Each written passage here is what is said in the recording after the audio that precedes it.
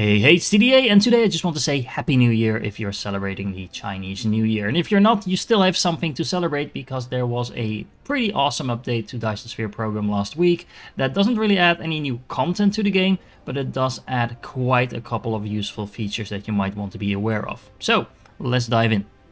I present to you the dashboard, and if this doesn't look very impressive to you, well, just hold on a minute, because you can add pretty much anything you can think of that you want to monitor in a customized way to this central dashboard that you can access with just the press of a button.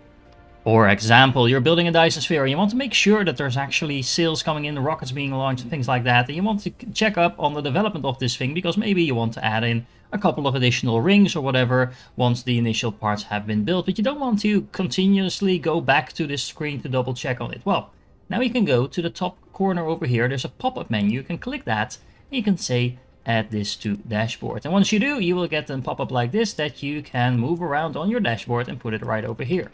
Well, obviously, there's some Chinese text in here that I think is still a bug, but there's some minimalistic information here that might not necessarily be enough for you. Well, the good news is you can customize this. So you can make this larger or smaller. For example, you can have the largest version of this, and you can tell how much is being produced, how much sales are there, etc, etc. But there's different versions of this as well. For example, you can put it to this mode, and you can very easily see how many solar cells are incoming and outgoing, how many structural points there are, and how many cells are actually being created. So in other words, if this ever drops to zero, like what happened over here, then there's probably something going wrong with your Dyson Sphere construction. This is just a single example because you can also customize the layout of this, the styles of this. So for example, you can say, well, maybe I want a black background just because you think that looks better or something like that. Not super important, but this functionality now exists for pretty much everything in the game that you might want to track. For example, you might want to add into the dashboard how long it will take for your next resource to be completed, or how the power status on a planet is doing, so you can monitor that not dropping off. You can even track what is actually consuming the power, and again, you can customize these settings on several different ways, so you can get the information in the level of detail that you need. And as usual, the developers thought about everything, because you might be wondering, well, how do I actually add those statistics to my dashboard? Well, the answer is from pretty much any place that you might think of, because right now, for example, you can see on the top corner over here, I can add the research options to my dashboard here. If I go to the statistics panel, where you can also find information about your research, you can add it right over there. Or maybe you're just standing next to your research station and you're like, well, I'm researching stuff here, can I add it here? Well, yes, you can, because again, you can add the research from that building as well. And really, guys, it's almost insane how many details you can add to this dashboard. For example, you can start tracking your planetary shields, make sure that your planets are safe. You can track your logistics, see how many items you're transporting, and if this ever drops down to low, well, you know what you need to do. You can track individual buildings. I selected a random example here, but if, for example, you would put your mall buildings in here, you can easily see if you're running low on a certain type of thing, for example, belts or something like that, before it happens, before it becomes a problem, I should say. Speaking of problems, if you want to make sure you're keeping an eye on your most important production, you can put those in the dashboard as well. Of course, there's other places where you can find this information, but you typically don't care about most of it. You want to have specific things that you track, and now you can do that. You can track the storage as well. You can even track individual veins. This actually is really ridiculous. Let me show you. You can track how the actual vein distribution is, like the physical veins on the planet, where they are and which ones are running out. I'm not sure why you would want to do that, but if you want, you can. And very importantly, you can also track the production of certain buildings. So for example, over here you can see my copper smelter is currently not producing anything because it's completely full. You can also see that. So it's not low on power, that's not the issue. But for whatever reason, this is backed up, probably because I'm producing more than I need. But if this ever turns back on, you will see it starting to move again. And this is a very easy way to keep track of your most vital production chains. If all of this sounds overwhelming to you, then maybe the next update is something for you, because there's now also a goals overview in the game. This is very similar to what we already used to have, which is the statistics panel over here with the milestones. It kind of gave you some idea about what you should be aiming for next, but the goals in particular are super useful. They basically tell you this is what you should be doing next. And you can have them set to different settings. I'm a little bit offended that the game by default set it to detailed hints for me, which also says I always have no idea what to do next in game and I need someone always give me hints. The English is as awesome as it ever is, but yeah, either way, I'm not a native speaker either, so I'm not going to complain about that. If you are skilled and very well versed in the game, you can turn these off, but they are going to be a very helpful guide for newer players, I think.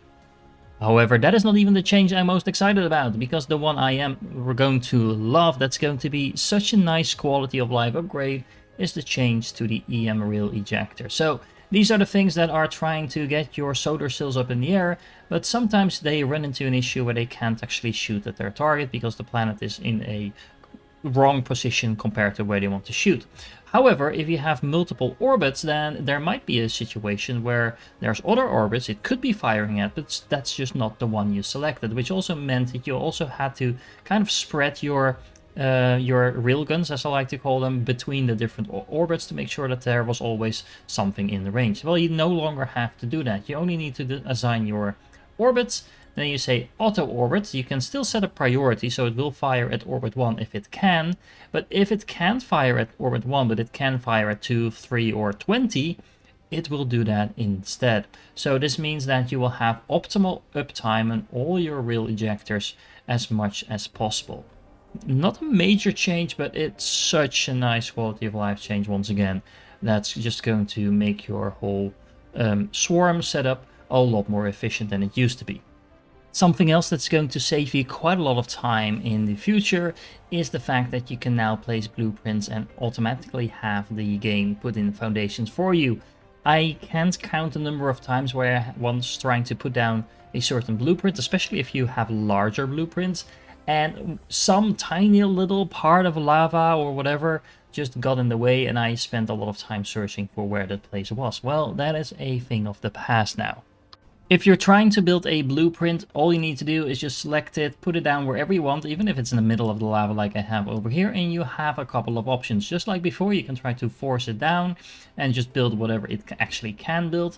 But in this case, you also now have the options to just press space to automatically lay foundation. It also tells you how much foundation is going to consume, and if you do that, it will use, I think, actually the minimum amount that you need, and then you can just say, press enter, and look, now I just built my blueprint in the middle of the lava and I didn't have to do any work in terms of foundations to do that. But maybe you don't care about all that technical stuff and you're just playing this game because it's one of the most beautiful factory games out there and you just want to make pretty shiny blueprints to use as a desktop. Well, good news for you, you can now do that improved as well. Just as before, if you press F11, you bring up the screenshot mode, but if you now press Shift 11, you get an additional overview that will allow you to, for example, increase the resolution to insane amounts. That is a very nice way to make beautiful thumbnails for one, so I'm happy about this. But like I said before, you can make some stunning screenshots just by using this mode. It's not going to have any function in the game, but still, I know there's a lot of you that like making nice little pictures. If you look at, for example, the Reddit, there's a lot of those awesome screenshots there as well, and you can now make them even prettier. So yeah, I don't know about you, but I'm super thrilled about these kinds of updates. I just want to point out that we've been getting updates like this, and more substantial ones even than this, for years now, and all these developers have been asking for us is to pay the base game. There's no paid DLCs or anything like that. Speaking of which, I've noticed that a lot of the things that they have announced are upcoming and they put out trailers for get very, very few views for some reason. For some reason, the algorithm doesn't like pushing those trailers to the audience. Now, I am going to help them out a little bit by that, so I'm going to leave you at the end of this video with the content of the most recent trailer that's going to go into the vehicle system that is coming up. So enjoy. If you're still here, you're awesome, and don't forget to like and subscribe to the channel, and I hope to catch you in the next one.